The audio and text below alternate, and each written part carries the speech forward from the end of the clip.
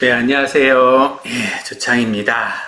오랜만에 인사드리네요. 우리 10주차랑 11주차는 패드로 수업을 했었죠.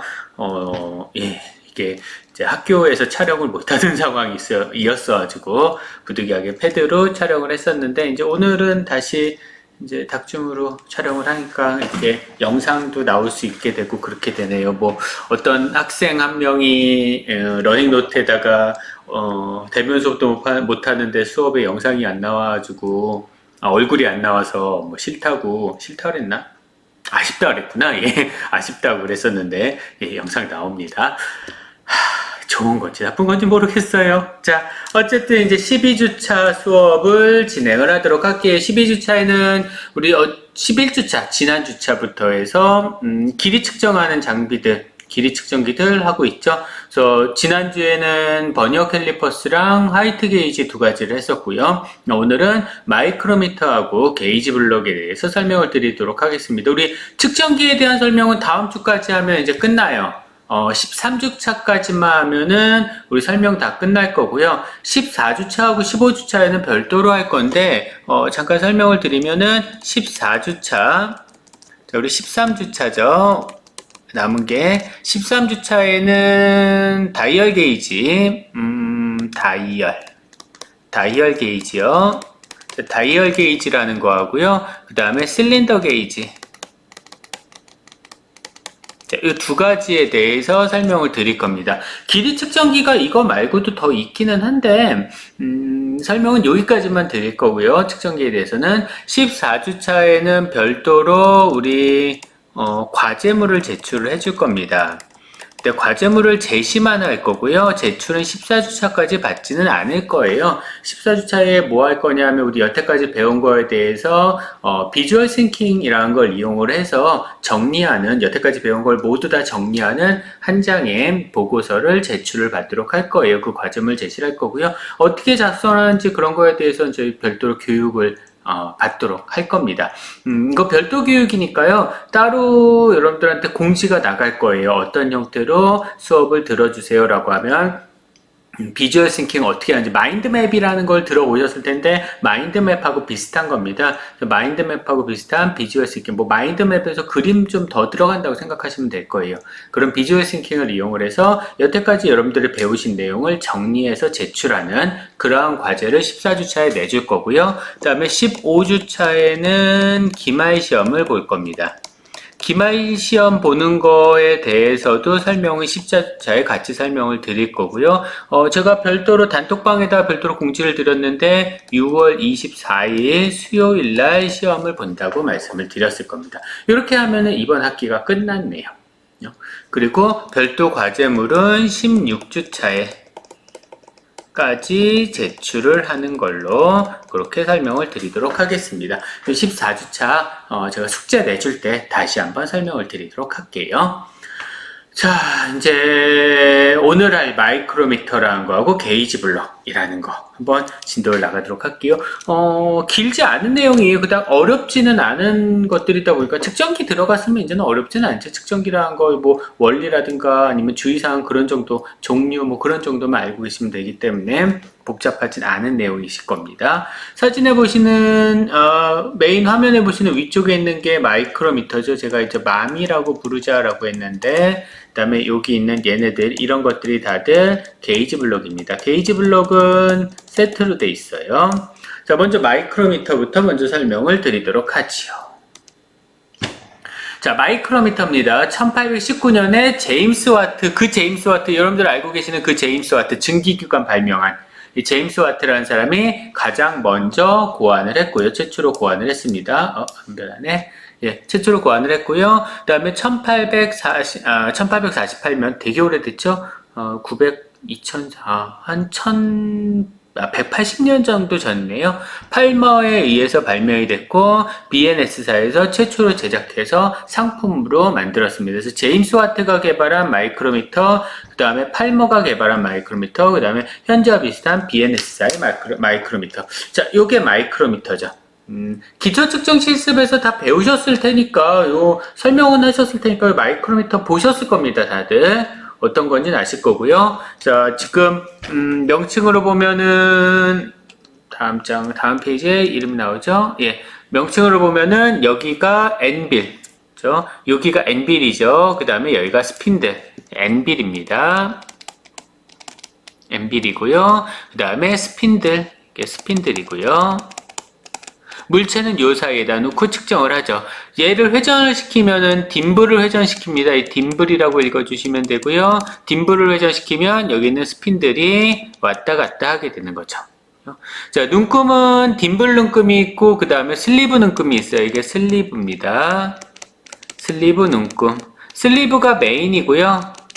그 다음에 딤블이 보조 눈금이라고 보시면 될 거예요. 슬리브 눈금을 먼저 읽어주시고 그 뒤에 딤블 눈금을 읽어주시면 됩니다. 그 다음에 여기 있는 요 까만 애 있죠? 여기 요 밑에 까만 애. 자, 이게 이제 서멀 인슐레이터 혹은 인슐레이터인데 마이크로미터 같은 경우는 그래도 소유점 둘째 자리까지 측정을 하는 애예요. 기본적으로 소유점 둘째 자리까지 측정을 하다 보니까 정밀하다라고 보셔야 돼요. 그래서 손으로 잡게 되면 이걸 그냥 손으로 잡게 되면 이렇게 이런데 아니면 이런데 이렇게 손으로 잡으시면은 길이 늘어나요. 이거 길이 늘어나서 길이 오차가 발생을 합니다. 그래서 마이크로미터는 가급적이면 손으로 잡아주시면 안 되는데 잡을 때는 여기 있는 서멀 인슐레이터를 이렇게 손으로 잡고 이런 식으로 여기 있는 아니면 딤블 아니면 여기 있는 라쳇 죄송합니다. 라쳇을 잡아주거나 혹은 딤블을 돌려주시거나 이런 형태로 하시면 되고요. 절대로 여기 있는 MB라고 스핀들은 손으로 만지면 안 됩니다. 안 돼요. 이거 하나 조심해 주도록 하시고요. 자, 내부 구조는 이런 형태로 오른쪽에 보시는 이러한 형태로 내부 구조가 되어 있는데 안에 나사예요. 나사입니다. 그래서 라쳇이나 아니면은 여기 있는 딤블, 심블이라고 하는데 딤블이라고 그냥 읽어주시면 되고요. 딤블을 돌려주시면은 여기 이게 순나사고요. 그 다음에 얘가 앞나사예요. 그래서 앞나사 쪽에서 순나사가 돌아가는 겁니다. 그래서 여기 있는 딤블이나 라쳇을 돌려주시면 스핀들이 왔다 갔다 하는 게 나사산 위에서 그러니까 앞나사 위에서 안에서 순나사가 회전을 하는 거니까 이동을 할 수 있게 되잖아요. 그런 식으로 해서 이동을 하시게 되는 겁니다. 자, 이때 잠깐 칠판으로 넘어가서요. 자, 여기 이렇게 스핀들이 있고요. 마이크로미터에 그 다음에 그 뒤에 이렇게 나사가 이렇게 있어요. 마이크로미터 구조죠. 이렇게 나사가 있고요. 자, 글씨를 한번 써볼까요? 이게 스핀들입니다. 이게 스핀들 뒤에 있는 나사. 스핀들하고 나사는 일체형입니다. 뭐 반대쪽에는 엔빌이 있겠죠, 물론. 엔빌이 있고요. 자, 여기서 나사의 가장 꼭대기에서 꼭대기까지의 거리. 자, 이거를 산에서 산까지의 거리라고 하는데 얘를 뭐라고 부르냐면 피치라고 불러요. 나사의 꼭대기에서 꼭대기까지 거리 피치라고 하는데, 자, 피치라는 거의 의미는 산에서의 산까지의 거리, 산에서 산까지의 거리라는 의미도 있지만 이 나사가 1회전 시 1회전을 하게 됩니다. 1회전 시 이동한 거리입니다. 사실은 1회전 시 이동한 거리는 사실 피치가 아니에요. 원래는 이거는 원래 용어대로 하면 리드라고 합니다. 리드라 해서 이제 감마라고 표현을 하는데 단열 나사의 경우에 기본적으로 우리가 주로 사용하는 게 단열 나사죠. 단열 나사의 경우에는 리드하고 피치가 똑같아요. 그래서 그냥 나사가 1회전 시 이동한 거리를 피치라고 생각을 해주시면 됩니다. 그럼요. 그러면 이 나사가 1회전을 하게 되면은 스핀들은 이만큼 이동을 하게 된다는 얘기야. 자, 이게 스핀들이 이동한 거리입니다. 즉, 나사 1회전 시 스핀들이 이동한 거리예요. 자, 이게 피치랑 똑같다는 얘기입니다. 다시 말해서 나사가 한 바퀴 회전을 하게 되면 스핀들은 이 거리만큼을 이동을 하고 그 거리만큼 표시가 되는 거지. 눈금으로 표시가 되는 거죠. 1회전 시 눈금으로 표시가 되는 겁니다.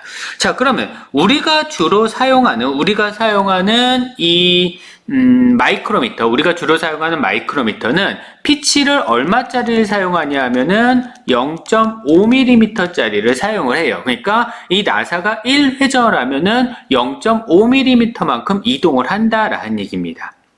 그렇죠? 이동을 한다는 얘기예요. 자, 그러면 이때 여기 구조상 이렇게 크게 딤블 눈금이 있고요. 이런 식으로 딤블 눈금이 있고요. 그 다음에 여기에 뭐가 있냐면 이런 식으로 슬리브 눈금이 있어요. 자, 그러면 여기서 슬리브 눈금은 0.5mm 간격입니다.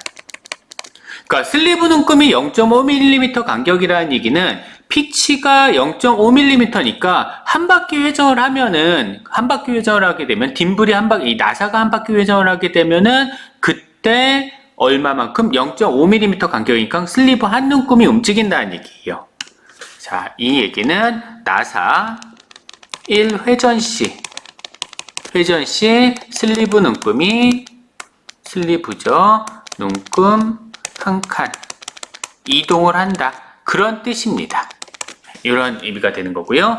자, 이 딤블하고 나사는 붙어 있거든요. 딤블하고 나사는 일체예요. 마찬가지로. 그러니까 딤블, 나사, 스핀들이 같이 붙어져 있다라고 생각을 해주시면 될 겁니다. 완벽한 일체는 아니고요. 뒤에 이제 꽃갈콘 모양 테이퍼가 져 있는데 그 꽃갈콘 모양의 테이퍼에 의해서 억지 끼워 맞춤이 되어 있습니다. 그래서 딤블, 나사, 스핀들은 같이 움직인다라고 보시면 돼요. 자, 이때 딤블의 눈금은 얼마냐 하면은 눈금이 50개입니다.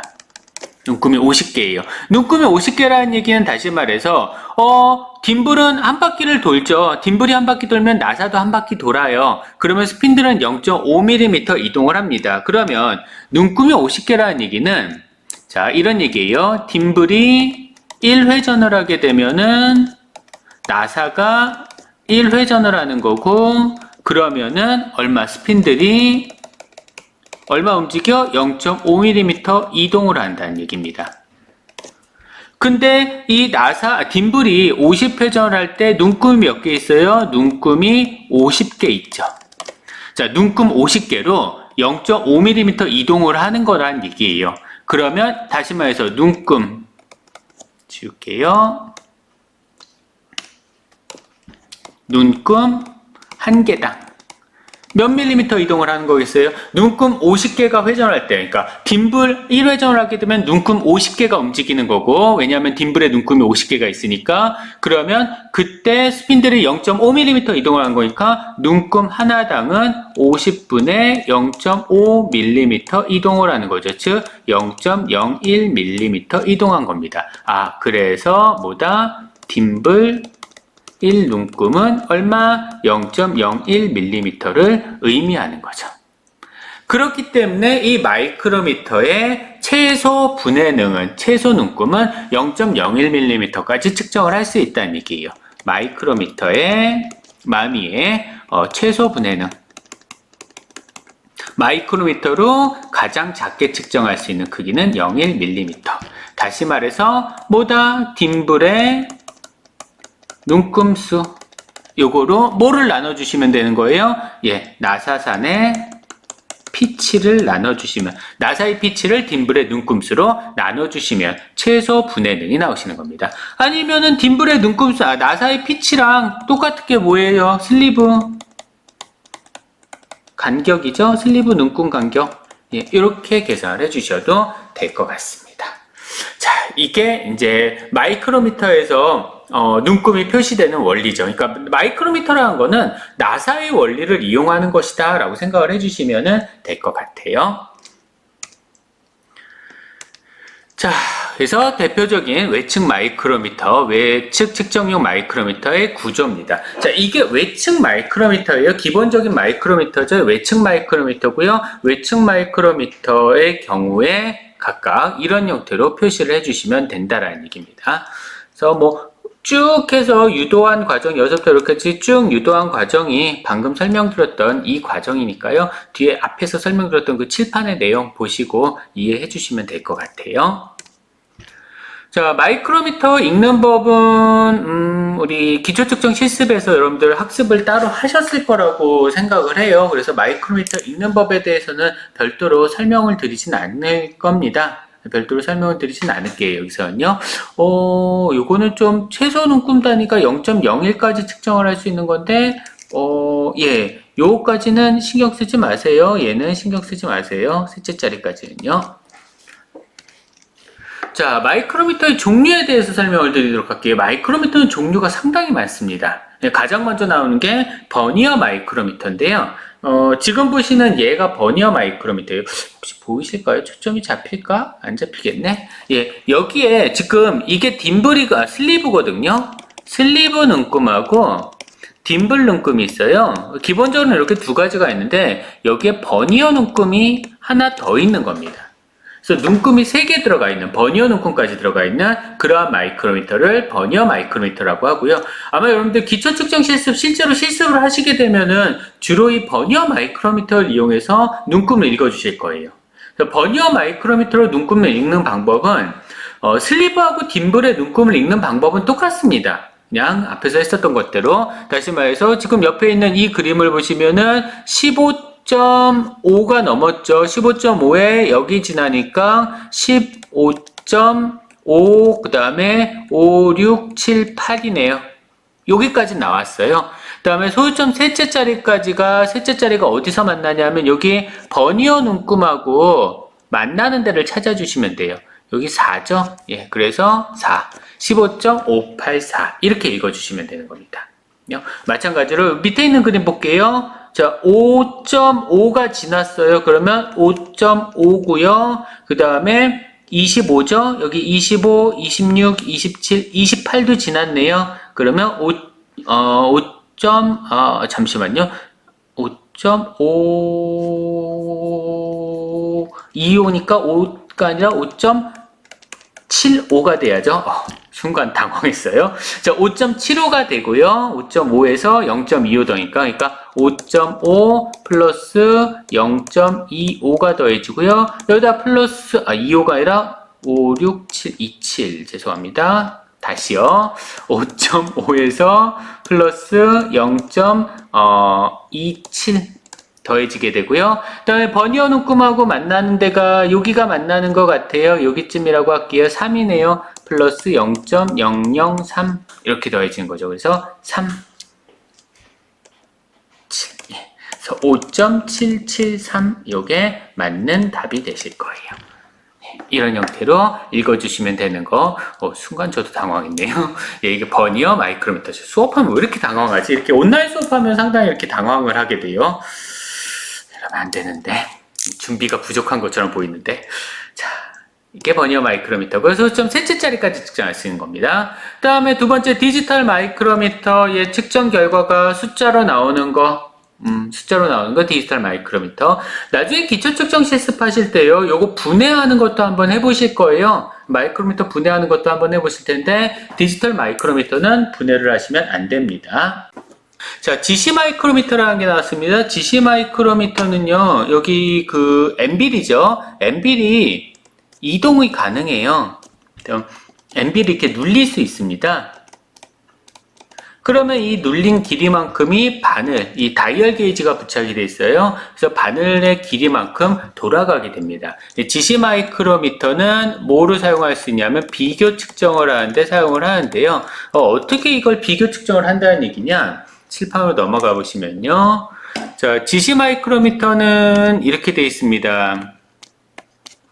엠빌이 조금 튀어나와져 있죠? 이렇게. 그리고 스핀들이 이렇게 있고요. 뭐 마이크로미터가 이렇게 있다라고 해보죠. 이렇게 돼 있고요. 자, 지금 현재 여기서부터 여기까지가 세팅이 돼 있어요. 초기 세팅이 얼마로 세팅이 돼 있냐면 20.00으로 세팅이 돼 있습니다. 자, 이 상태에서 얘를 돌려서 락너트를 돌려서 락을 걸어줘요. 자, 그런 상태에서 이 뒤쪽에 이제 다이얼 게이지가 부착이 돼 있죠. 다이얼 게이지는 0점에 맞았고요. 자, 이 상태에서 여기다가 피 측정물을 놓습니다. 이렇게 측정물을 놨어요. 이게 측정물이에요. 측정물을 넣게 되면은 이 엠빌의 이 부분이 들어가죠. 이렇게 안으로 들어간다고요. 이렇게 들어가면서 바늘이 돌아갑니다. 바늘이 이만큼 돌아가죠. 돌아간 눈금을 보니까 0.05야. 0.05예요. 그러면 다시 말해서 측정값이 얼마라는 얘기야? 측정값은 원래 최초에 세팅된 게 20.00이야. 여기다 플러스 0.05만큼이 더 들어갔잖아요. 그러니까 얼마? 20.05라고 측정이 되시는 겁니다. 예, 다시 말해서 비교 측정을 하는데 기준값 20.00으로 기준값을 세팅을 하고 그 다음에 측정된 값은 다이얼 게이지의 눈금을 이용해서 측정을 하는 거니까 네, 이런 형태로 해서 측정을 하는 그러한 측정 방법 사용하시는 거 이런 게 이제 지시 마이크로미터가 되실 거고요. 그 다음에 기어 이두께 마이크로미터는 기어 이빨의 두께를 측정을 하는 겁니다. 이 끝부분이 디스크 타입으로 되어 있는 마이크로미터도 있고요. 아니면 끝부분에 이렇게 핀이 샤프트라고 하는데 샤프트 혹은 핀이라고 불러서 이 엠빌하고 스핀들의 끝부분에 이렇게 디스크나 아니면은 핀이 부착이 되어 있어요. 그렇게 해서 측정을 하는 겁니다. 기어의 이빨의 두께를 측정을 하는 거고요. 또는 기어의 피치라든가 아니면은 피치원, 피치라는 건 이빨하고 이빨 사이의 거리를 피치라고 하고요. 피치원은 기어의 치수죠. 기어의 치수원. 이거를 피치원이라고 부릅니다. 피치원 지름이라든가 이빨의 두께 이런 것들을 측정을 하는 특수한 마이크로미터. 기어 마이크로미터예요. 자, 그 다음에 포인트 마이크로미터라는 게 있어요. 포인트 마이크로미터는 이 끝부분이 이렇게 뾰족합니다. 포인트처럼 이렇게 뾰족하죠. 점접촉을 하게 되는 거죠. 우리 점접촉이 왜 필요하냐 하면은 물체가 만약에 이렇게 생긴 물체예요. 이렇게 생긴 물체면은 측정자의 모양은 이렇게 평면이 돼야 된다라는 거 예, 수업했었죠. 평면입니다. 평면 측정자. 평면인 측정자를 사용을 하셔야 된다라는 거, 뭐 기하적 공차, 예, 기하적 문제에 대한 문제 그거 할 때 설명을 드렸었을 거예요. 자, 그런데 만약에 내가 측정하려는 측정물이 이렇게 동그래요. 근데 안쪽으로 동그래. 그러면 여기에 접촉을 해야 되잖아요. 여기에 접촉하려면 어떤 측정자? 구형 측정자를 써야 됩니다. 구형 측정자. 근데 여기서 조심하셔야 되는 게 있어요. 구형, 어떤 이제 곡선 형태의 측정자를 사용하시는데 문제는 이때 이 구형 측정자의 곡률보다 이 부분의 곡률이 더 커야 되겠죠? 그쵸? 반지름이 피 측정물의 반지름이 측정자의 반지름보다 더 커야지만 모서리까지 다 닿을 거야. 근데 측정하려는 측정물이 피측정물의 곡률이 아주 작아. 반지름이 아주 작아. 그러면은 요거 측정하는데 좀 어려움이 있겠죠. 특히 요게 이제 드릴날입니다. 드릴날의 안쪽에 있는 부분이 외부라고 부르는데요. 이 부분을 외부라고 불러요. 드릴날의 외부 같은 경우에는 반경도 꽤 자주 변합니다. 반경도 계속해서 변하고 그다음에 반경의 크기도 상당히 작아요. 그러다 보니까 이 부분을 정확하게 측정을 하려면 곡률도 아니야. 이런 구형 측정자도 아니야. 그냥 뾰족한 측정자를 사용을 하시는 게 유리하겠죠. 그래서 끝부분이 이렇게 뾰족한 그러한 측정자를 사용하게 됩니다. 이게 포인트 마이크로미터예요. 드릴의 외부라든가 아니면은 순화사의 골지름을 측정을 할 때 사용하는 마이크로미터. 포인트 마이크로미터입니다. 자, 그 다음에 깊이 마이크로미터 아마 기초 측정 실습하실 때 깊이 마이크로미터는 한번 써보실 텐데요. 깊이 마이크로미터는 예, 스핀들을 돌리면은 딤블을 돌리면요 얘가 나와요. 스핀들이 나옵니다. 엠빌이 없죠. 스핀들이 나오고요. 자, 이 깊이를 측정하고 싶다라고 하면 이게 받침대고요. 받침대를 여기다 받쳐놓고 딤블을 돌려서 스핀들이 내려가서 이 부분에 닿게 되면 그때 나온 이 스핀들의 길이 그러니까 스핀들이 빠져나온 길이죠. 스핀들 길이가 이게 깊이고 그 깊이가 이렇게 표시가 되는 겁니다. 한 가지 조심하셔야 되는 건요. 내가 딤블을 계속해서 돌리게 되면은 스핀들은 계속해서 나오죠. 그래서 스핀들이 나와서 이 스핀들이 이 피 측정물에 힘을 가하거든요. 그러면 여기가 뜰 수 있어요. 그래서 여기가 뜨지 않게 꽉 눌러줘야 돼요. 눌러줘서 받침대가 피 측정물로부터 뜨지 않게 하는 거. 요거 하나 조심하셔야 됩니다. 자, 그리고 한계 마이크로미터는 한계 게이지. 한계 게이지에 대용으로 사용하실 수 있는 게 한계 마이크로미터예요. 한계 게이지에 대용으로 사용하실 수 있습니다. 제가 아까 하나 까먹은 거 있는 것 같네요. 여기 아마 안 나오는 것 같아서, 지지 마이크로미터는 다이얼 게이지, 부착 마이크로미터 하고 유사합니다. 다이얼 게이지, 부착 마이크로미터라고 생각해 주셔도 무방해요. 자, 한계 게이지로의 대용으로 사용할 수 있는 한계 마이크로미터예요. 한계 마이크로미터는 우리 한계 게이지라는 건 이런 거였었잖아요. 자, 내가 측정하려는 여기 측정값이 22에서 23까지야. 그러면 이러한 한계 게이지를 만들어서 C형 한계 게이지라고 부르는데 이거를 여기는 23으로 여기는 22로 그래서 이게 통과축 여기가 정지축 그래서 제대로 가공이 되내면은 통과축은 통과해야지 합격이죠. 그 다음에 정지축에서는 멈춰야지 합격이에요. 통과축은 들어가고 정지축에서 멈추는 그러한 정상적인 제품을 찾아내는 거. 자, 이게 한계 마이크로미터, 한계 게이지인데, 한계 게이지의 단점은 하나의 측정물마다, 하나의 치수마다 하나의 한계 게이지가 필요하다는 게 단점입니다. 그러니까, 치수가 하나가 있으면 치수 조합이 20에서 23이다. 그러면 그거에 맞는 한계 게이지도 하나예요. 혼용을 할 수가 없습니다. 자, 이게 한계 게이지의 단점인데, 그 단점을 좀 보완한 게 한계 마이크로미터입니다. 한계 마이크로미터는 두 가지가 이렇게, 두 개의 스핀들하고 두 개의 딤블이 이렇게 있어요. 그래서 내가 여기에 통과축, 예를 들어서 이 치수다 그러면 여기를 22로 세팅을 하고 23으로 세팅을 해요. 각각 세팅을 한 다음에 락을 돌려주죠.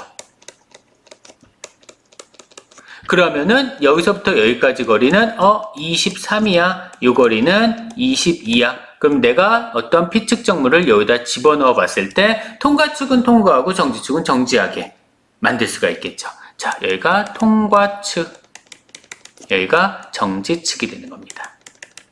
이런 식으로 사용할 수 있도록 하는 마이크로미터를 한계 마이크로미터라고 불러요. 단, 이 한계 마이크로미터는 그렇게 잘 사용하지는 않습니다. 왜 잘 사용하지 않냐면요. 한계 게이지는 사실 계속해서 피 측정물을 측정을 해보다 보니까 마모가 돼요. 그래서 어느 정도 사용하면 한계 게이지는 버려야 됩니다. 마모가 되기 때문에. 마모가 되는 걸 고려를 해야 되거든요. 그런데 이걸 한계 마이크로미터로 사용하게 되면 한계 마이크로미터도 마찬가지로 자주 사용을 하게 되면 마모가 되겠죠. 그래서 마모가 되니까 금방 버려야 돼요. 한계 마이크로미터 가격이 좀 비싸거든요. 그래서 잘 사용은 하진 않습니다. 범용으로 쓰지는 않아요. 자, 그 다음에 VN빌 마이크로미터 N빌이에요. N빌이 V 형태입니다. 이렇게 V 형태예요. 자, 이렇게 N빌이 V 형태가 되면요. 스핀들이 있고 N빌이 있을 때 내가 측정하려는 피 측정물에 1점, 2점, 3점이 닿게 됩니다. 그래서 얘는 VN빌 마이크로미터는 3점 지지하게 되는, 3점이 닿게 되는 그러한 물체를 측정을 할 때. 그래서 3점이 닿게 되는 물체 뭐가 있냐면 홀수의 홈을 가진 탭이라든가 리머라든가 탭은 암나사죠. 암나사를 만드는 공구예요. 드레같이 생겼는데요. 암나사 만드는 공구입니다.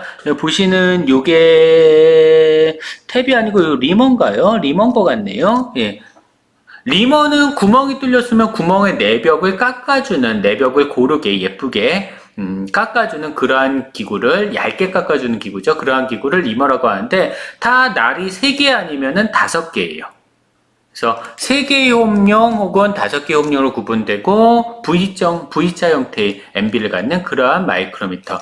탭이나 리머의 외경을 측정하는 마이크로미터. 이것을 VMBL 마이크로미터라고 불러줍니다. 나사 마이크로미터는 나사의 유효지름을 측정하는 거예요. 나사 유효지름이요.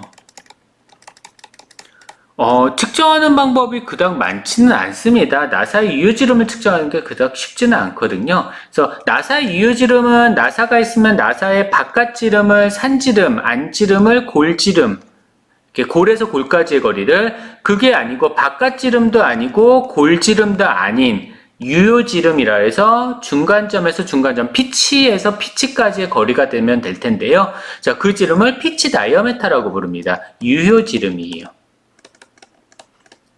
나사 유효지름을 측정하는 방법은 나사 마이크로미터를 이용하는 방법이 있고요. 삼침법을 이용하는 방법이 있습니다. 아니면 투영기를 이용하는 방법도 있는데요.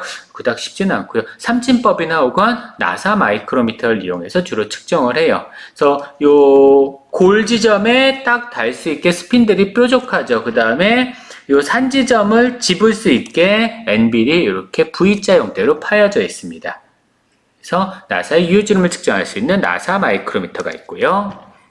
자, 내측 마이크로미터는, 내측이라는 거는 내경을 측정을 하는 거예요. 그래서 내경을 측정하는 마이크로미터를 내측 마이크로미터라고 하는데, 내측 마미에는 종류가 세 가지가 있어요. 하나는 단체형이 있고요. 단체형 내측 마미가 있고요. 그 다음에 하나는 옆에 있는 캘리퍼형이 있어요. 캘리퍼형 내측 마이크로미터가 있습니다. 자, 단체형 내측 마이크로미터는 막대기예요. 그냥 막대기처럼 생겨서 얘를 돌려주면 여기 스핀들이 나옵니다. 요거 돌려주면요, 여기 스핀들이 이렇게 나와요. 그래서 구멍에다 넣고 돌려서 전체 길이를 측정을 하는 마이크로미터. 이게 단체형 내측 마이크로미터입니다. 튜브 타입이에요. 튜브 타입 내측 마이크로미터가 단체형이고요. 이렇게 되고요. 자, 캘리퍼형 내측 마이크로미터는 버니어 캘리퍼스랑 비슷하게 생겼죠? 여기 조가 있죠? 자, 그래서 내측 조가 있습니다. 내경을 측정하는 내측 조가 있어서 구멍에다 넣은 다음에, 보시는 바와 같이 구멍에다 넣은 다음에 측정을 하는 거예요. 그래서 측정을 하는 거는 버니어 캘리퍼스랑 같고요. 그 다음에 눈금을 읽는 거는 마이크로미터랑 같습니다. 측정법은 이거는 버니어 캘리퍼스의 측정법이고요. 눈금 읽는 법은 이거는 마이크로미터의 측정법하고 똑같아요. 자, 그러면 요거 두 개가 이 튜브 타입의 단체형 내측 마이크로미터하고 캘리퍼형 내측 마이크로미터의 큰 차이점이 있죠. 무슨 차이점이냐면, 우리 마이크로미터다라고 하면 일반적으로 아베이 원리에 맞는 거다라고 생각을 했는데, 캘리퍼형 내측 마이크로미터는 여기가 측정면이잖아. 그 다음에 눈금은 여기 있잖아요. 그러니까 아베이 원리에 맞지가 않죠. 오, 여기 안 그려지네요. 예, 아베이 원리가 맞지가 않죠. 그래서 캘리퍼형 내측 마이크로미터는 아베이 원리에 맞지 않습니다. 근데 단체형 내측 마이크로미터는 측정면하고 눈금면이 일치해요. 그래서 아베이 원리에 맞는 측정기다라고 봐주시면 될 겁니다. 자, 내측 마이크로미터는 단체형 내측 마이크로미터, 캘리퍼형 내측 마이크로미터 외에 다음 단원에 나올, 뒷장에 나올 3점씩 내측 마이크로미터가 있어요. 3점씩 내측 마이크로미터는 앞에서 기하학적 문제에 의해서 발생하는 오차에서 설명을 한번 했을 텐데, 등경원이 발생을 하면은 이 점으로는 등경원의 발생 여부를 판단할 수 없다라고 했어요. 3점이 닿아야 된다고 했습니다. 그래서 등경원을 파악을 할 수 있는 그러한 마이크로미터가 3점씩 마이크로미터예요. 보시는 바와 같이 MB를 돌리면은 여기서도 스핀들, 여기도 스핀들, 여기도 스핀들, 스핀들이 3점에서 나오죠. 돌려주면, 요거를 돌려주면은 3점에서 나와서 3점이 지지를 해서 측정을 하는, 원의 안쯤에 접촉해서 내경을 측정하는 마이크로미터를 3점씩 내측 마이크로미터라고 합니다. 자, 그 다음에 그루브 마이크로미터예요. 자, 그루브 마이크로미터는 이러한 홈이 파여져 있는 거를 홈을 그루브라고 합니다. 예, 그루브라고 부르고요. 자, 그루브에 뭐 폭을 찾거나 아니면 폭을 찾거나 그루브에서 그루브까지 거리를 찾거나 그런 거. 단 이게 구멍이에요. 구멍 안에 그루브가 파여져 있는 겁니다. 구멍 안에 그루브가 왜 파여져 있을까? 구멍 안에 홈이 왜 있을까? 여기에다가 오링 같은 거를 넣을 거거든요. 이렇게 오링 같은 걸 나중에 조립을 할 그러할 홈이에요. 오림 같은 거 아니면은 뭐 실링 같은 걸 해야 된다든가 그럴 때 필요한 게 이러한 그루브 마이크로미터, 그루브가 만들어져야 되니까요. 자, 그 다음에 강판 마이크로미터인데 강판이라는 거는 철판을 얘기를 하죠. 사실 철하고 판이 다르기 때문에 강판이라고 하시는 게 편한데요. 강판 마이크로미터는 자, 이렇게 기다란 강판이 있으면, 넓은 강판이 있으면 끝부분은 그냥 일반적인 이러한 마이크로미터 가지고도 측정이 돼요. 근데 이 마이크로미터 같은 경우는 얘가 들어갈 수 있는, 종이가 들어갈 수 있는 한계가 있죠. 내가 여기 한가운데 여기를 측정을 하고 싶어요. 한가운데를 측정을 하고 싶어. 그러면 그 한가운데 들어갈 수가 없잖아요. 막혀 있으니까. 그래서 더 이상 들어갈 수가 없어요. 그래서 이 부분을 이렇게 길게 뺐습니다. 그래서 가공 도중에 끝부분만이 아니라, 강판의 끝부분이 아니라 중앙에 가까운 부분도 측정이 가능하도록 이렇게 길게 뺐어. 이 부분을 길게 뺐어요. 이것을 강판 마이크로미터라고 부르고요. 자, 스플라인 마이크로미터라는 게 있습니다. 스플라인이라는 거는 이렇게, 이 스플라인이라는 거는 글쎄요, 동력 전달하는 장치 중에 하나인데요. 기어하고 비슷하게 생겼어요. 아직까지는 그걸 구분해 주실 필요는 없는데요. 자, 이러한 스플라인의 지름을 측정하는, 골지름을 측정하라는 골지름 측정용입니다. 자, 그러한 마이크로미터를 스플라인 마이크로미터라고 부르고요. 자, 블레이드 마이크로미터는 요게 이제 C링이라든가 아니면 E링 같은 거를 끼게 돼요. 이게 C링이나 E링인데, 그 C링이나 E링을 끼는 그 홈에 이 홈 직경을 측정을 해야 돼요. 그 직경을 측정하는 마이크로미터가 블레이드 마이크로미터. 워낙 여기 있는 스플라인 마이크로미터나 강판 마이크로미터도 마찬가지고요. 강판이나 스플라인이나 아니면 블레이드, 캔심 마이크로미터, 캔심 요 부분, 캔 보면 캔 끝부분에 말려 있는 부분이 있죠. 이 끝부분이 말려 있는 게 이렇게 속안에 되게 많이 말려져 있어요. 이것도 특허 이제 유효기간 지났겠죠. 자, 이 부분을 캔심이라고 부릅니다. 그래서 캔심의 두께를 측정하는 마이크로미터도 있어요. 캔심 마이크로미터라는데 워낙 좀 특수한 마이크로미터죠. 자주 사용하는 마이크로미터는 아니에요. 크게 신경은 안 쓰셔도 무방합니다. 관두께 마이크로미터는 하나 알고 있도록 할게요. 이건 좀 자주 쓰실 수가 있기 때문에 파이프의 두께를 측정하는 거예요. 자, 파이프가 이렇게 있으면 파이프의 두께를 측정한다. 이 파이프가 바깥지름이 있고 안지름이 있겠죠. 이게 두께예요. 두께를 측정하려면 바깥쪽에는 구형이니까 평면 측정자가 필요하지만 안쪽은 곡면이니까 구형인 측정자가 필요하겠죠. 이러한 파이프의 두께를 측정한다라고 했을 때. 그래서 바깥쪽은 여기는 평면인 측정자, 스핀들은 평면인 측정자, 엔빌은 구형인 측정자가 각각 나와져 있는 거. 그래서 실린더리컬이죠. 엔빌은, 그 다음에 얘는 평평한 거, 플랫한 거. 이러한 측정자를 이용하는 게 관두께 마이크로미터, 관의 두께를 측정하는 겁니다. 이거 안 들어가니까. 관 안에 얘가 들어가지 않을 거니까. 그래서 관두께 마이크로미터라고 불러요. 자, 이렇게 16가지 마이크로미터에 대해서 설명을 드렸습니다. 마이크로미터의 종류에 대해서요. 마이크로미터는 측정물의 형상이라든가 치수에 따라서 형식을 마이크로미터 형식하고 측정 범위를 선택을 해야 될 거고요. 요구 정밀도가 0.01mm에서 0.001mm까지 보셔야 될 거고요. 자, 마이크로미터를 가지고 처음에 0점을 조절하셔야 되는데 마이크로미터 교정할 때 다시 한번 설명을 드릴 텐데요. 기초 측정 실무죠. 2학기 때 배우실 겁니다. 자, 일단 이 마이크로미터는 처음에 측정을 하시기 전에 종이를 가지고 여기다가 찝어줘요. 이렇게 종이를 가지고 한번 찝어줍니다. 그 상태에서 종이를 싹 하고 빼줘요. 왜 그러냐 하면은 마이크로미터의 엔빌하고 스핀드 사이에 묻어있는 기름이라든가 먼지를 제거하는 방식입니다. 그래서 사용 전에 MB라고 스핀들을 헝겊이나 세미가죽 같은 걸로 아니면 종이로 닦아주고요. 두 측정면에 접촉을 했어요. 자, 이렇게 그 다음에 두 측정면이 접촉을 했을 때 봅니다. MB라고 스핀들을 봐요.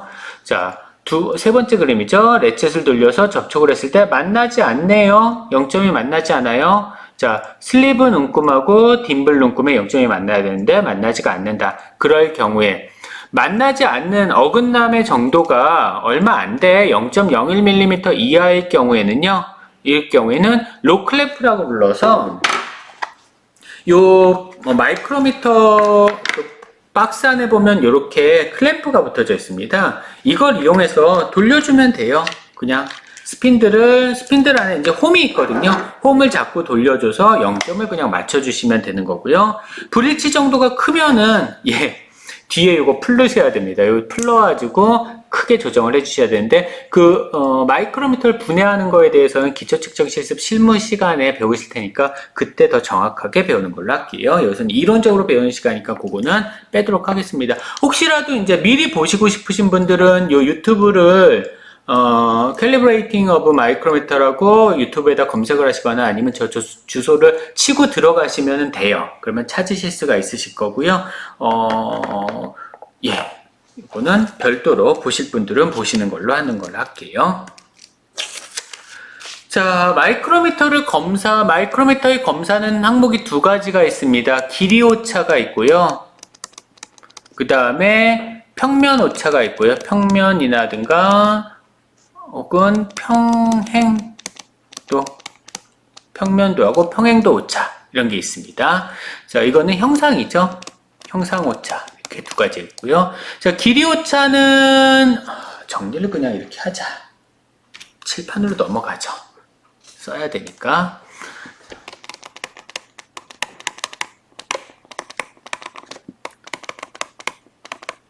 마이크로미터 기기 오차 를 검사하는 겁니다. 자, 마이크로미터의 기기오차는 길이오차 항목이 있고요. 그 다음에 형상오차 항목이 있어요. 형상오차 항목은 다시 이렇게 두 가지로 나눠지게 되죠. 평면도 얼마나 MB라고 스핀들이 평평하냐, 평면도. 그 다음에 MB라고 스핀들이 평행해야 돼요. 그래서 평행도 이렇게 구분이 됩니다.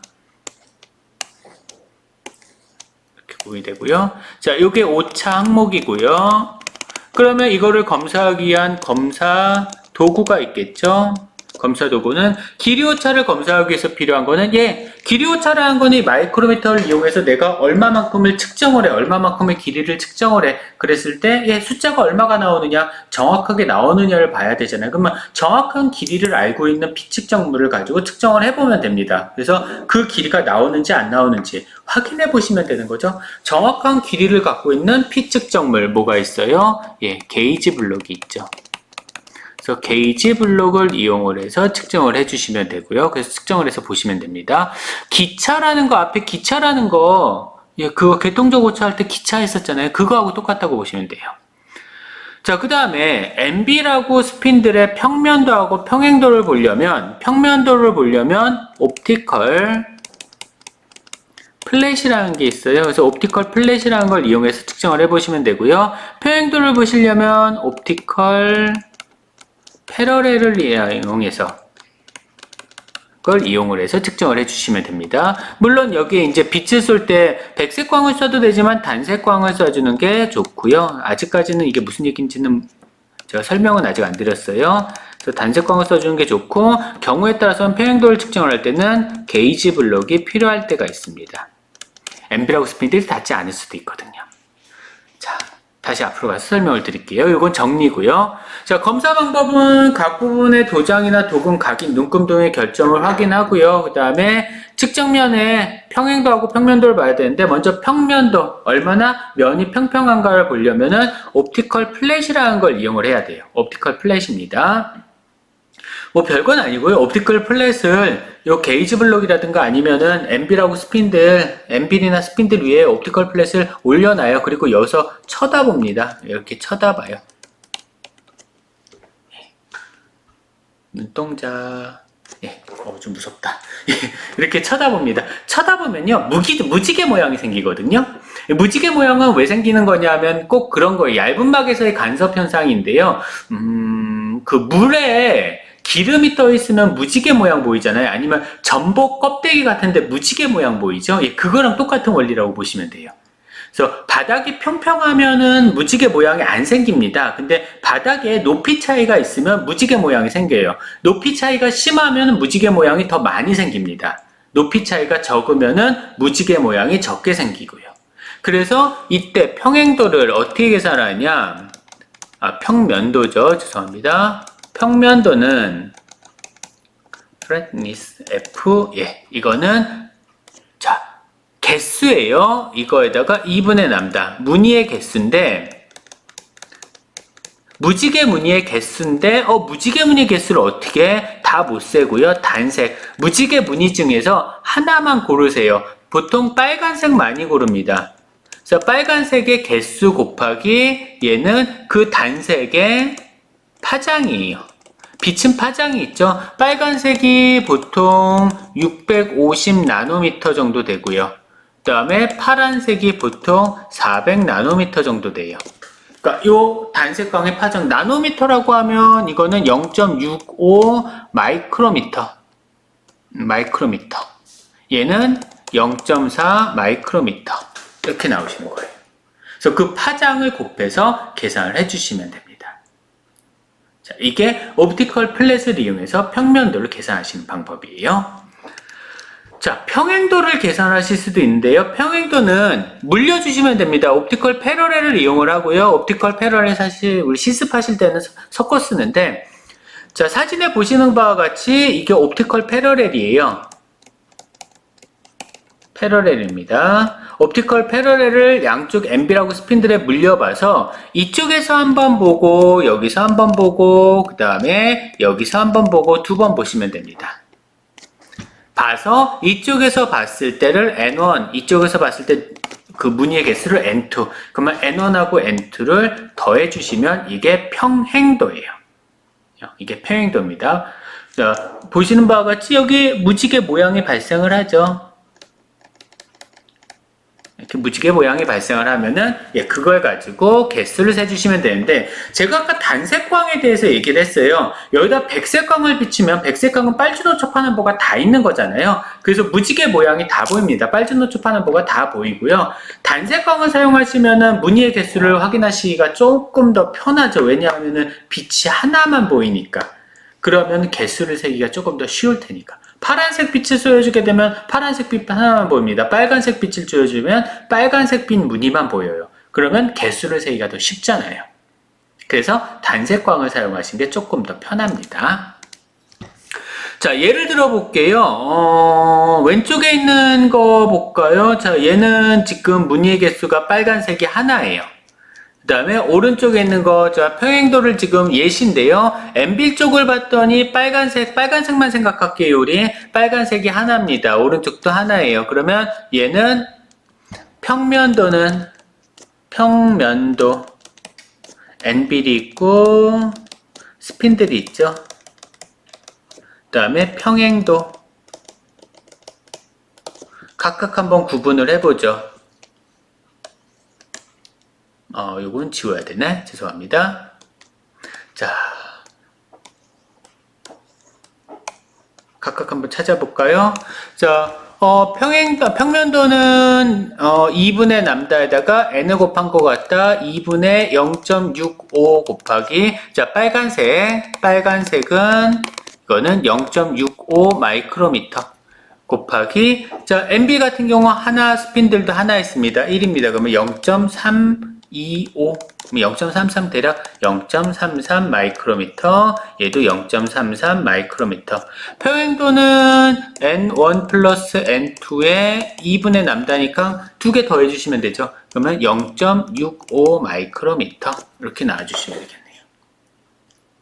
자, 얘는 한 개예요. 빨간색 한 개입니다. 요거는 빨간색이 두 개 있죠. 두 개 있으니까 0.34 마이크로미터, 얘는 0.65 마이크로미터. 그러면 요거 같은 경우는 그냥 더하시면 되는 결과죠, 결국은. 그러면 0. 얼마예요? 9, 5에다 하니까 8 마이크로미터.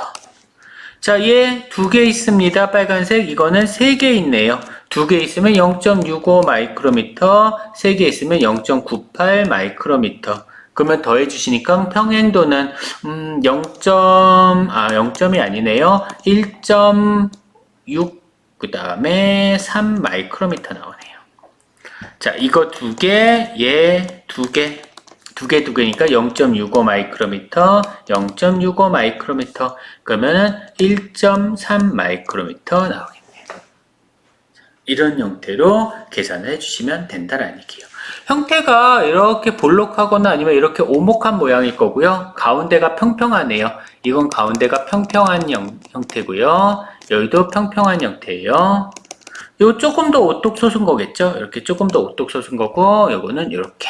솟았다라고 하면 움푹 파였을 수도 있습니다. 그건 모르겠어요. 자, 얘는 이런 식의 모양일 것 같아요. 여기에 경사가 있죠. 그러니까 무늬가 생기면 그 부분에 경사가 있다는 얘기야.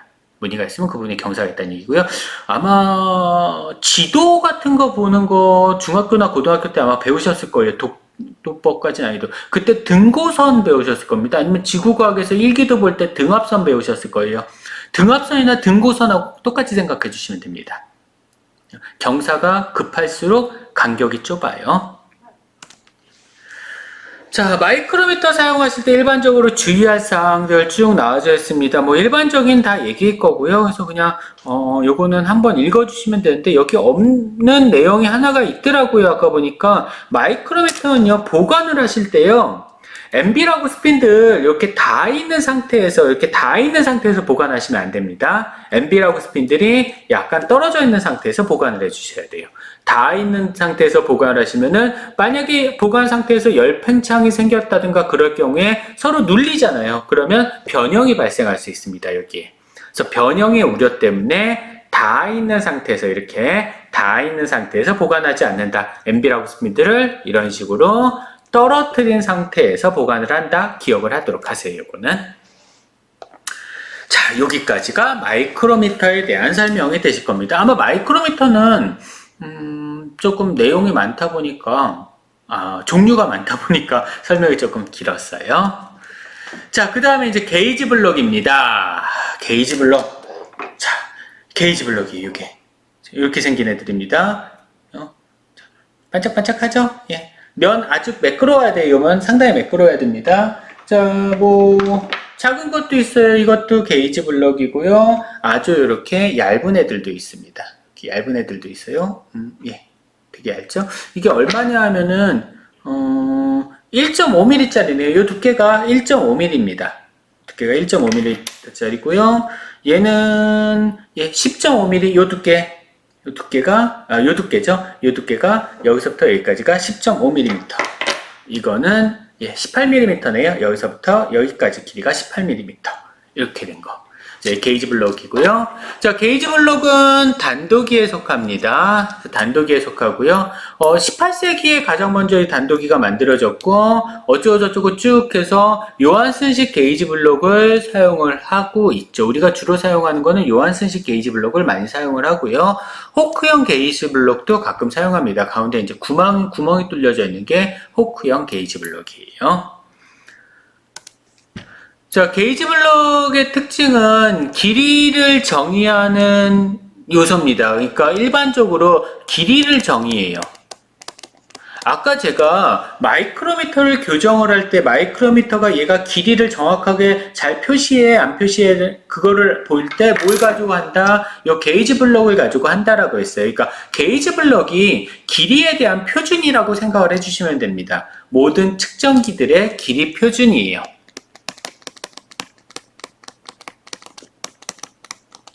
표준으로 잘 사용을 하고 있죠. 아니면은 측정에서 길이의 표준, 즉 비교 측정을 할 때 길이의 표준으로 사용을 하는 게 게이지 블록입니다. 자, 길이 측정이 기본이 되고요. 표준이니까 길이 기본이 되고 가장 정밀도가 높아요. 뭐 기본적으로는 소수점 셋째짜리까지 정확하다라고 보니까요. 이 게이지 블록 같은 경우는. 그 다음에 길이 정밀도는 아주 높습니다. 그래서 높은 거 같은 경우 0.01 마이크로미터. 다시 말해서 0.0000 1mm까지 정밀한 소수점 5개짜리까지 정밀한 게 될 거고요. 그 다음에 다른 비교 측정을 하거나 아니면 각종 측정기들 교정을 하는데 사용을 합니다. 그리고 밀착하는 성질이 있어요. 그래서 몇 개를 조합해서 아주 많은 치수를 얻을 수 있는데요. 기본적으로 우리가 이렇게 큰 박스 형태로 세트를 갖고 있어요. 조금 이따가 아마 사진이 나올 텐데 그 세트를 이용을 해서 소수점 3개짜리까지는 다 표현을 하실 수가 있어요. 밀착하는 성질을 갖고 있는데 밀착하는 성질이라는 거는 큰일 났다. 다시 나타났습니다. 죄송합니다. 밀착하는 성질이라는 거는요, 이 두 개의 게이지 블럭이 있으면 이 두 개의 게이지 블럭을요, 저기 붙을지 모르겠네요. 예, 이렇게 붙습니다. 두 개의 게이지 블럭이. 이 밀착하는 성질이라는 게 이런 거예요. 요거는 안 붙을 것 같아요. 예, 안 붙네요. 역시나. 이 밀착하는 힘은 좀 이따 다시 설명을 드리도록 할게요. 원리에 대해서는요. 종류는 요한슨식, 코크형, 캐리형인데 우리가 보통 사용하는 건 요한슨식, 요한슨식입니다. 요한슨식을 주로 사용을 하고요. 호크형은 중간에 구멍이 뚫려져 있는 거고요. 캐리형은 원형, 링 같은 것들을 캐리형이라고 부릅니다. 주로 사용한 건 요한슨식이에요. 게이지 블럭의 명칭에 대해서는 우리 신경을 쓰지 말고요. 우리 게이지 블럭의 등급만 한번 신경을 써 볼게요. 이 게이지 블럭의 등급은요, 요거 바뀌었습니다. 2019년에 KS 규격이 바뀌어서요, 제로급이 아니고요, 제로급이 아니고 제로급입니다. 자, 게이지 블럭의 등급은요, 이렇게 구분을 해주시면 될 거예요. K급이 있고요, 그 다음에 제로급, 그리고 1급, 그리고 2급, 이렇게 구분이 됩니다. 자, 얘를 K급을 참조용, 그 다음에 제로급을 표준용, 그리고 1급을 검사용, 그리고 2급을 공장용, 이렇게 불러요. 사실 이 게이지 블럭, 제가 보여드린 이 게이지 블럭은 2급 뒤에 더 있어요. KS 규격에만 이렇게 돼 있는 거고 4개로 나온 거고 2급 뒤에도 있는데 우리가 있는 거는 2급보다도 안 좋습니다. 뭐 어차피 학교에서 사용하는 거니까 실습용으로 쓰니까 그렇게 좋은 걸 쓰실 필요는 없죠. 게다가 지금 제가 이렇게 손으로 막 만지고 있어요. 좋지 않으니까 그냥 막 만지고 있습니다.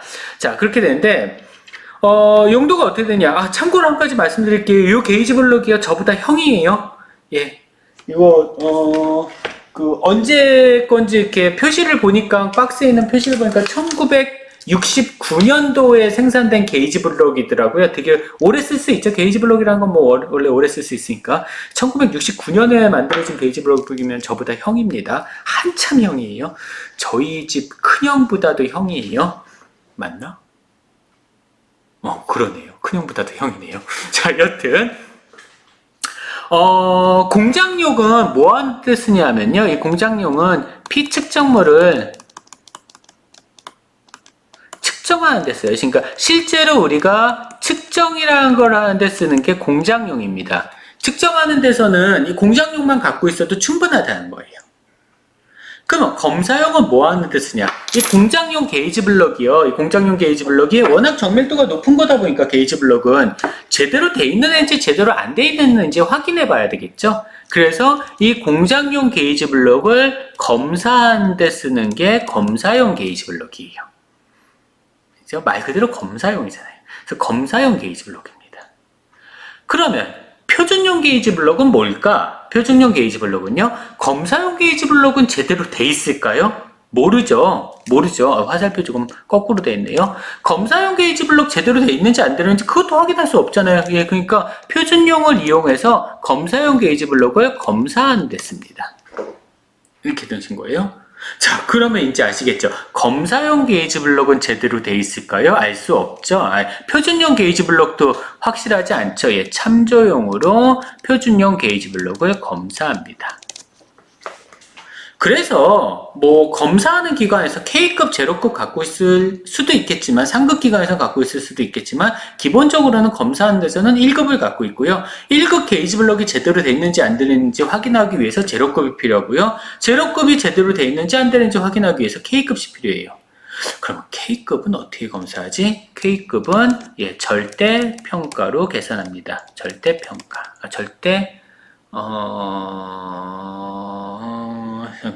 잠시만요. 직접 비교, 예, 절대평가, 예. 빛의 속도, 빛을 이용해서 광속을 이용을 해서 시험을 해주시면 되는 거예요. 절대 측정이죠. 절대 평가가 아니고 절대 측정이죠. 예. 절대 측정을 이용을 해서 측정을 해주십니다. 광속을 이용해서 측정을 해주시면 되는 거예요. 그래서 게이지 블록의 등급은 총 4개의 등급을 이용하고요. K급은 광파간섭법을 이용을 해서 교정을 해줍니다. K급을 뺀 나머지는 다 검사용으로 공장용을 검사하고요. 표준용으로 검사용을 검사하고요. 창조용으로 표준용을 검사한다. 이렇게 봐주시면 되시겠네요. 자, 워낙 게이지 블록의 이제 정밀한 측정기다 보니까 뭐 측정면이라든가 기울기라든가 그런 거에 대한 정밀도가 다 표시가 되어 있습니다. 이제 참고로 그냥 보도록 하시고요. 뭐 경도라든가 그런 것도 다 KS 규격에 지정이 되어 있어요. 외우실 필요 없습니다. 뭐 필요하면 찾아 쓰시면 되는데 필요하실 일도 없을 거예요. 게이지 블록을 만드는 회사에 가실 건 아니잖아요, 여러분들이. 그래서 이건 신경 안 쓰셔도 무방할 것 같고요. 게이지 블록 아주 조심하셔야 되고 상당히 조심하셔야 되는 거 온도에 아주 민감합니다. 게이지 블록은요. 그래서 제가 이렇게 두 손가락으로 잡고 있죠. 10분 동안 잡고 있으면요. 3마이크로미터 정도 변한대요. 두 손가락으로 잡고 있으면 3마이크로미터 정도 변한답니다. 아까부터 제가 계속 이렇게 손으로 만지작 하고 있거든요. 얘 한 5마이크로미터 정도면 변했을 것 같아요. 그래서 게이지 블록은 소수점 셋째 자리까지 맞춰주는 애다 보니까 손으로 만지시면 안 됩니다. 반드시 장갑을 끼고 만지거나 작은 게이지 블록은 핀셋으로 만지거나, 그러니까 제가 지금 되게 잘못하고 있는 거예요. 손으로 막 만지고 있으니까 안 됩니다. 이거 또 누군가가, 아무것도 모르시는 어떤 누군가가 게이지 블록을 손으로 만진다고 당신은 측정을 가르칠 자격이 없다고 막 그렇게 말하실 수도 있어요. 오래 놔두면 괜찮아요. 20도씨에 오래 놔두면은 평상 온도로 넘어갈 겁니다. 근데 손으로 이렇게 계속 만지작 하면 이제 손에서 뭐 땀이라든가 아니면은 뭐 그런 오일, 손 인지라고 부르는데 손 기름이라든가 그런 거 막 묻죠. 그래서 다 이거 다시 닦아야 돼요. 나중에 사용하실 때는 다시 손으로 다 닦아야 됩니다. 자, 그 다음에 탄성에 의한 힘. 자, 단독이죠. 게이지 블록은 단독이에요. 단독이면 뭐야? 에어리점에 지지를 해주셔야 됩니다. 에어리점 0.2123L만큼 되는 지점에다 지지를 해주셔야 되고요. 자, 게이지 블록은 치수 조합이 되는데 여기 보시는 이게 게이지 블록 하나 세트예요. 미치도 요건이에요. 게이지 블록 하나의 세트고요. 여기 있는 이 세트 가지고 다 조립돼요. 0.001mm 까지 조합이 가능합니다. 자, 그게 어떻게 조합이 되느냐? 옆에 보시는 요 그림인데요. 자, 26.345라는 치수를 만들고 싶어요. 그러면 26.345를 만들기 위해서는 가장 끝자리부터 먼저 보십니다. 5네요. 자, 5짜리. 소유점 셋째 자리에서 5로 끝나는 애가 여기 있죠. 1.005도 있고 2.005도 있어요. 2.005를 쓰셔도 되고 1.005를 쓰셔도 됩니다. 뭐 나온 대로 1.005를 쓸게요. 그러면 26.345에서 1.05 빼니까 26. 얼마 나와? 34 남죠. 그 다음에 4를 맞춰주시면 돼요. 3, 4 혹은 4. 자, 3, 4. 여기 있는 조합들 중에서 3, 4짜리가 여기 2.34짜리가 있네요. 여기에 2.34. 그래서 2.34. 1.34도 있나요? 1.34가 제 눈에는 안 보이는데. 네, 1.34가 없는 것 같아요. 그러면 2.34로 할게요. 2.34. 자, 2.34 쓴 다음에 3짜리 쓰시면 되겠죠. 그리고 20짜리, 3짜리랑 20짜리 쓰시면 26.345 나와요. 자, 17.184 볼게요. 17.184 볼게요. 자, 끝자리 4로 끝나는 거 여기 저 2.004 쓸게요. 2.004 쓸게요. 2.004 씁니다. 그러면 2.004 빼면 못 남죠? 15.18 남죠? 18로 끝나는 애가 어디 있는지 볼까? 여기 18로 끝나는 애 있네. 자, 2.18로 끝나는 애 있어요. 빼시면은 뭐 남아요? 13 남네요. 13짜리가 있나요?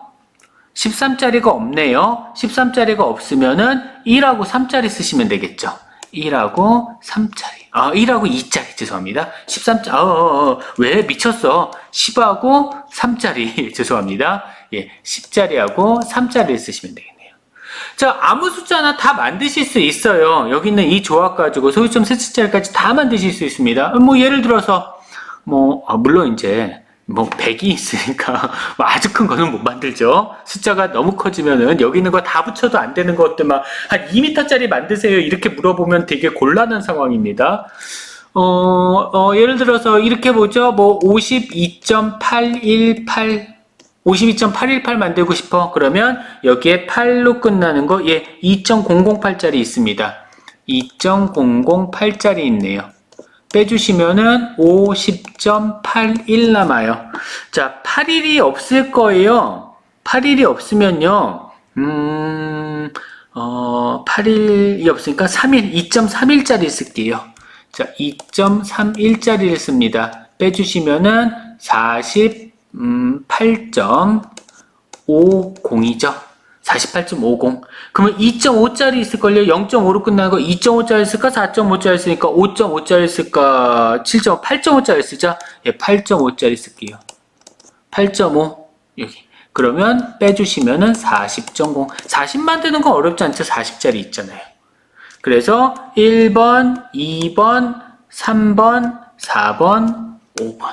5개 조합하면은 52.818이 나오십니다.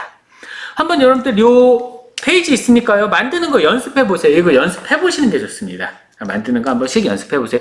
기초 측정 실습에서 아마 얘기는 하셨을 것 같기는 해요. 자, 게이지 블럭은 제가 아까 밀착시키는 거 보여드렸었죠. 여기 얇은 게 있고요. 두꺼운 게 있습니다. 볼게요. 얘가 좀 안 붙을 것 같으니까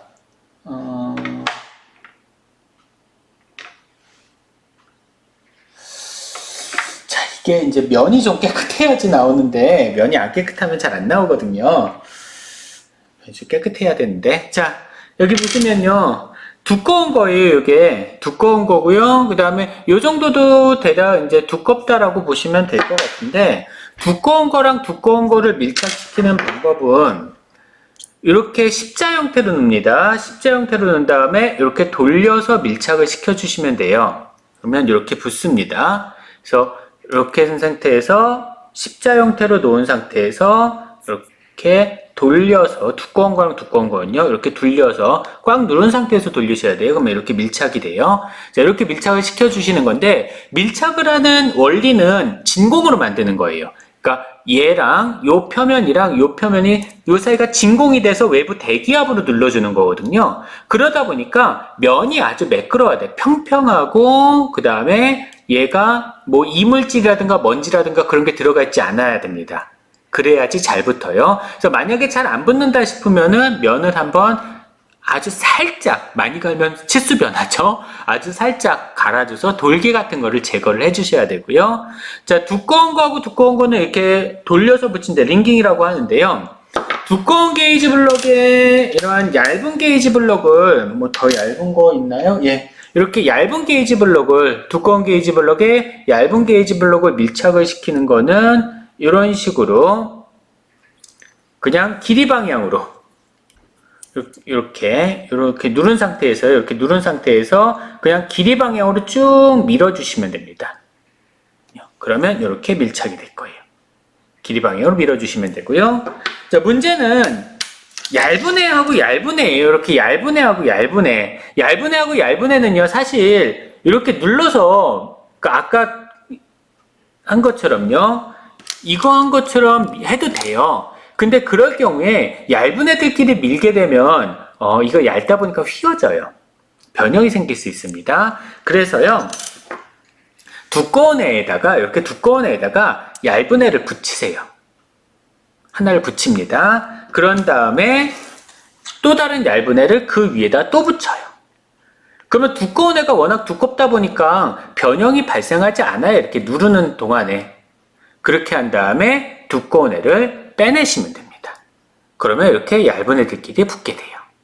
이런 식으로 밀착해서 사용하시고요. 밀착을 하는 이유는 아까 여러 개의 치수를 조합해서 쓸 수 있다고 했는데 그냥 이렇게 쌓아놓게 되면요. 그 사이에 공기층이라든가 아니면 유막이라든가 아니면은 먼지 같은 것들이 들어가서 치수의 변화를 일으킵니다. 제가 그랬잖아요. 이거 소수점 셋째짜리까지 맞춰주는 애들이라고. 먼지가 0.004mm. 소수점 셋째짜리만큼 오차를 발생시키는 애예요. 먼지가. 그러니까 이거 고민을 해주셔야 됩니다. 그래서 밀착을 반드시 시켜주셔야 되고요. 자, 게이지 블록이 제대로 밀착이 됐는지 안 됐는지 확인하려면 옵티컬 플랫을 밀착시킨 다음에 옵티컬 플랫을 올려놨을 때 이렇게 예쁘게 무지개 모양이 나오면 제대로 된 밀착이 된 건데 휘어져서 나오면 무지개 모양이 휘어져서 나오면은 밀착 상태가 안 좋은 거예요. 자, 게이지 블록을 취급할 때 조심하셔야 되는 필요한 공구, 이렇게 맨손으로 만지시면 안 된다고요. 장갑 필요합니다. 장갑 필요하고요. 옵티컬 플랫 필요하죠. 자, 먼지 제거하기 위해서는 블로워, 그 다음에 얇은 게이지 블록 잡아주려면 핀셋 필요하고요. 그 다음에 기름때라든가 아니면은 먼지 같은 거 제거해야 되니까 렌즈 페이퍼라든가 방청유라든가 그런 것들 필요하겠죠. 자, 이런 것들이 필요하다라는 거 확인을 해주세요. 자, 그 다음에 게이지 블럭에 이거 금속이다 보니까 충격을 받으면 사실 이거 초경이어서 충격받으면 깨져야지 정상인데 돌기가 발생을 할 수가 있습니다. 돌기가 발생을 하면은 오일스톤이라는 거 숫돌인데요. 오일스톤이라는 걸 이용을 해서 제거를 해줘요. 그러니까 갈아준다는 얘기예요. 이게 오일스톤이면은 이 오일스톤에다 놓고 이렇게 갈아주는데 갈아줄 때 팔자 형태로 움직이셔야 됩니다. 이렇게 팔자 형태로 움직여서 갈아주셔야 되고요. 왜냐하면은 이걸 그냥 쓱싹쓱싹 이렇게 쓱싹쓱싹만 하시면요 끝부분만 갈릴 거예요. 가운데도 이렇게 고르게 갈려야 되잖아요. 사실 이게 갈리면 안 돼요. 게이지 블록이 갈리면 치수 변하는 겁니다. 게이지 블록이 마모가 되면 치수가 변하는 거죠. 그래서 돌기만 예쁘게 돌기만 싹 제거가 돼야 되거든요. 돌기만 싹 제거가 돼야 되는데 이걸 그냥 우리가 보통 가는 것처럼 이렇게 왔다 갔다만 하면은 양 끝부분이 깎여져 나가요. 그래서 치수가 변합니다. 그래서 이거를 고르게 갈기 위해서 튀어나온 돌기가 생긴 부분만 갈리게 하기 위해서 이런 식으로 팔자 형태로 왔다 갔다 하면서 갈아주시고요. 꾹 누르시면 안 됩니다. 가볍게 누른 상태에서 움직이셔야 되고요. 그 다음에 얇은 애들은 보통 손가락으로 이렇게 눌러서 움직이면요. 손가락이 눌린 부분만 갈려요. 손가락 두 개로 눌리면은 이 두 개가 눌린 부분만 갈립니다. 그래서 이렇게 눈 상태에서 지우개 같은 걸로 다시 누르고 이렇게 갈아주셔야 돼요. 그래야지 고르게 갈 수가 있습니다. 자, 게이지 블록의 부속품인데요. 게이지 블록을 사용할 때는 이 게이지 블록을 이제 조합해서 사용하는 거예요. 얘들 조합을 해서 무슨 비교 측정이라든가 그런 데 사용할 수 있는 이러한 부속품들입니다. 참고로 영상 참고해서 보도록 하시고요. 별도로 여기서는 설명을 드리진 않을게요. 자, 각도 게이지 블록은 각도를 측정을 할 때 사용하는 각도 게이지 블록. 자, 보시는 거는 NPL식 각도 게이지 블록이고요. NPL식 각도 게이지 블록은 12개조입니다. 12개조로 이게 3초까지 측정이 가능할 거예요. 도분초로 나올 때 3초까지 측정이 가능한 게 NPL식 각도 게이지 블록.